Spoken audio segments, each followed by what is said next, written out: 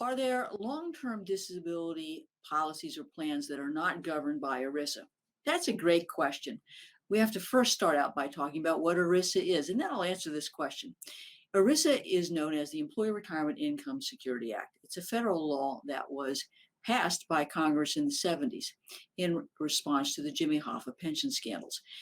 The U.S. Congress wanted employers to offer its employees benefits in the form of pension benefits, group health, group life, and group disability benefits. And employers said, well, we'd love to offer these, but the insurance companies who were involved in this insurance process said, look, we don't want to be in court all the time. We don't want to have to deal with 50 different states' rules or regulations in dealing with a claim. So can you help us out here? And part of what the help was to allow for the what's called an arbitrary and capricious clause to be put in a disability policy. In fact, it's put in health policies and life insurance policies that basically says, hey, look, if you, the policyholder or beneficiary, end up suing us, we're going to tie the federal court judge's hands because the judge has to determine that our interpretation of the policy or our decision to deny benefits was what was called arbitrary and capricious. Now, that's important because otherwise a breach of an insurance contract claim is brought in state court. And one of the first questions I always want to know as an ERISA disability attorney is, who was the entity that issued this plan or policy?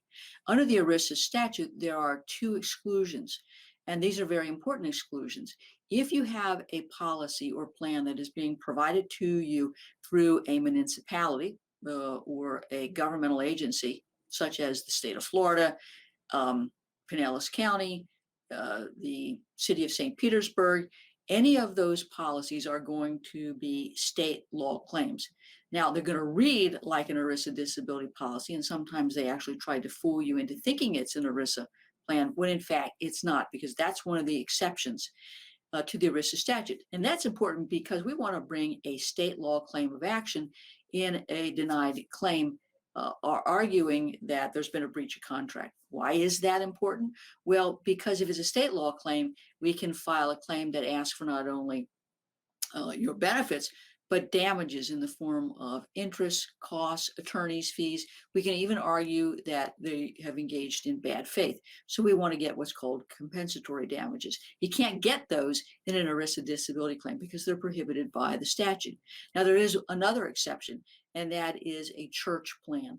If the benefits are being offered through a church entity, like the Catholic Church, for example, then what will happen is that this is also a state law claim. Now, I will tell you that churches will fight like crazy to try to argue that their plan or policy is governed by the ERISA statute. And there's some very specific rules that they have to follow to have their plan or policy covered under the ERISA statute.